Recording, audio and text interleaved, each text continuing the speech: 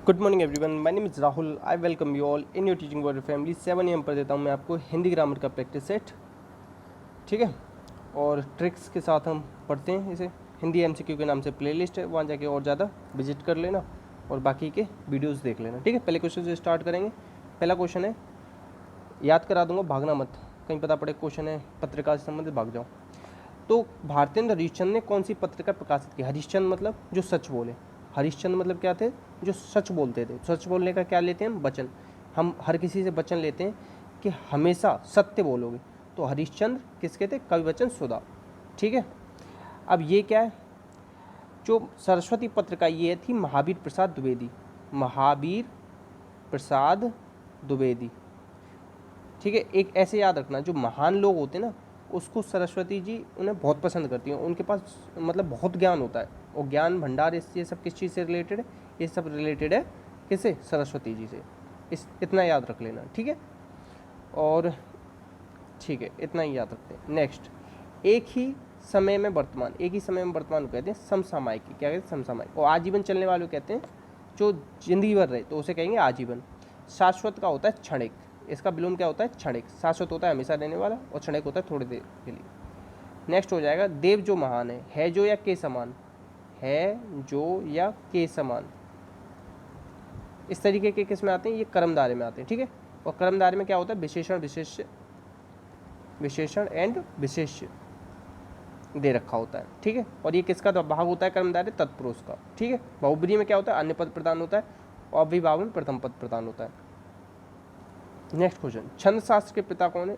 इसके पिता हैं आपके पिंगल ऋषि, ठीक है। इतना याद रखना। और वाल्मीकि जी ने क्या लिखी है? रामायण लिखी है। क्या लिखी है? रामायण। और रामचरितमानस कह दे तो वो लिखी है तुलसीदास जी ने, ठीक है। और गोस्वामी, और एक चीज़ और याद, गोस्वामी तुलसीदास, ठीक है। और ये किसकी कृति है? ये रामचंद्र शुक्ल जी की है। किसकी कृति है? रामचंद्र शुक्ल, इसे याद रखना। और केशवदास जी ने क्या लिखी है? इन्होंने एक तो रसिक प्रिया लिखी है, और रामचंद्र का, रामचंद्र का याद रख लो, रामचंद्र का। और बिहारी जी किसके हैं? रीति काल के कवि हैं। किसके? रीति। याद कैसे करो? री आ रहा है ना आखिरी में, तो रीति। और इनके क्या है? दोहे प्रसिद्ध हैं। क्या है? दोहे। और बिहारी जी ने क्या किया था? गागर में सागर भरने का काम। नेक्स्ट, पार्थिव क्या होता है? जिसका संबंध पृथ्वी से होता है उसे पार्थिव कहते हैं। नेक्स्ट, सकल क्या होता है? सकल मतलब देखते ही आप संपूर्ण लगा दो, 1 सेकंड में लगा दिया ना, कर दी ना गलती। अब देखो मैं बताऊं, ये वाला जो सकल होता है ना, इसका मतलब होता है संपूर्ण, और ये वाला जो सकल है ना, इसका मतलब होता है टुकड़ा। आप कमेंट बॉक्स में बताना कि किस किस से गलती हुई थी, ठीक है। नेक्स्ट, पत्थर को जोंक नहीं लगती, पत्थर को जोंक नहीं लगती तो हड्डी पर कोई प्रभाव नहीं पड़ता। ये एक बार रविंद्र जी ने पूछा था ये क्वेश्चन, ठीक है। नेक्स्ट, आप लोग भी कमेंट बॉक्स में ना आंसर दिया करो, उससे ना एक रिलेशन बनता है, एक ना हम दोनों, हमारे और आपके बीच में एक रिलेशन स्थापित होगा कि आप लोग मेरे से पढ़ रहे हो, जिससे आप लोगों की जो समस्या आएंगी उन्हें मैं समझूंगा, ठीक है। मेघ में आसमान से उतर रही वह संध्या सुंदरी परी सी धीरे धीरे। देखो मैंने हमेशा आपको बताया सासी से सरे सम जैसा जैसे, ये सब किस में आते हैं? उपमा में। मगर एक चीज़ याद रखना, जहाँ आपको उपमा भी दे रखा हो और मेघ में आसमान से उतर रही संध्या सुंदर सी, तो ये क्या है? ये हमने क्या कर रहे हैं? मानवीकरण करते रहे। क्या करते हैं? मानवीयकरण कर दिया, इसको मानवीय विशेषताएं दे दी। क्या दे दी? मानवीय विशेषताएं। तो जहाँ पे उपमा प्लस मानवीय विशेषताएं हों, दोनों जहाँ पे हो ना, तो वहाँ पे आपका कौन सा अलंकार होगा? मानवीकरण। तो यहाँ पे उपमा नहीं होगा, यहाँ पे कौन सा होगा? मानवीकरण। ये आप कंफ्यूज हो सकते थे, इसीलिए मैंने कहा इसे समझा देता हूँ, ठीक है। अब देखो रूपक क्या होता है? चंद्र खिलौना, चंद्र खिलौना। उपमेय और उपमान, उपमेय क्या है? उपमेय है खिलौना, खिलौना। उपमान क्या है? चंद्र। तो जहाँ उपमेय और उपमान का अभेद आरोप होता है वहाँ आपका रूपक अलंकार होता है, ठीक है। और ये अर्थालंकार का भाग होता है। किसका होता है? अर्थालंकार का भाग होता है। और श्लेष क्या होता है? शब्दालंकार का भाग होता है। और एक वर्ण की आवृत्ति एक बार, मगर उसके अर्थ अलग अलग निकलते हैं, ठीक है। ये इस तरीके से याद रख लो कि सुब्रन को खोजत कृत कवि व्यभिचारी चोर, ये श्लेष का अलंकार हो जाएगा एग्जाम्पल। नेक्स्ट, जिसका प्रयोग निश्चित शब्द समुदाय का पूरे वाक्य का अतिरिक्त भावार्थ, कौन सा भावार्थ? अतिरिक्त भावार्थ किस में प्रदान करते हैं? निपात में करते हैं, ठीक है। और निपात कितने बताए मैंने आपको? 9। नेक्स्ट, वर्तनी के अनुसार शुद्ध शब्द बताओ। शुद्ध शब्द होता है पूजनीय। क्या होता है? पूजनीय। मगर आप लोग क्या कर देते हो? पूजनीय कर देते हो। क्या कर देते हो? पूजनीय। अब आप लोग क्यों कर देते हो? क्योंकि एक शब्द आपने पढ़ा होगा पूज्य। पूज्य तो सही होता है, मगर जब हम नीय प्रत्यय लगाते हैं ना, तो नीय प्रत्यय लगाने से वो पूजनीय बन जाता है। क्या बन जाता है? पूजनीय। ये इसका रीजन है, तो बी इसका सही हो जाएगा। नेक्स्ट है आपका सजावट।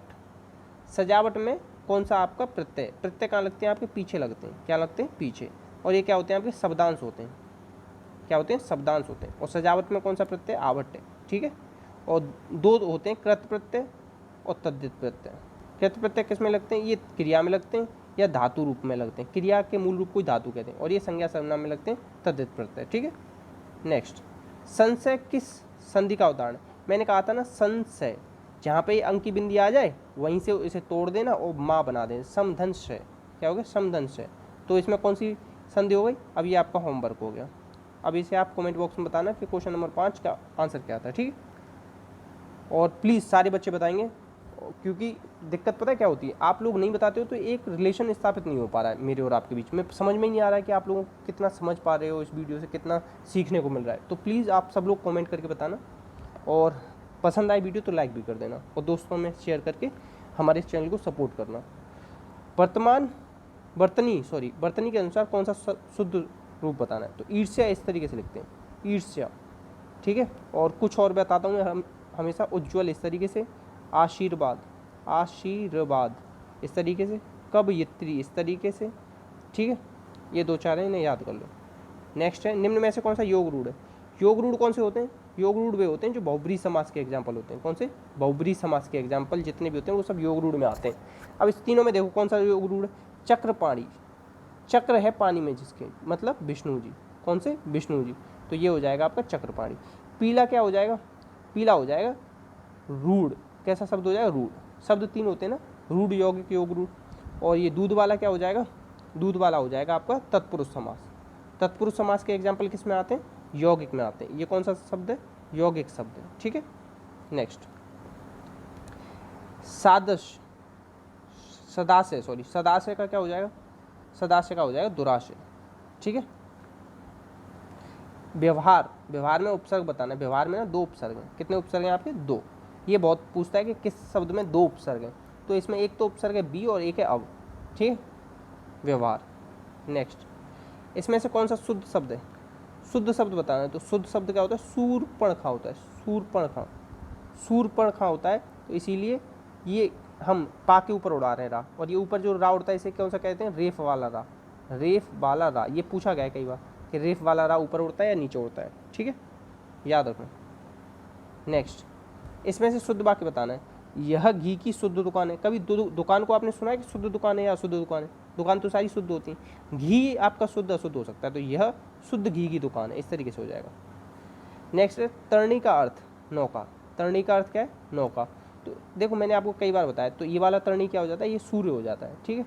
अब तरुणी और होता है, क्या होता है? तरुणी।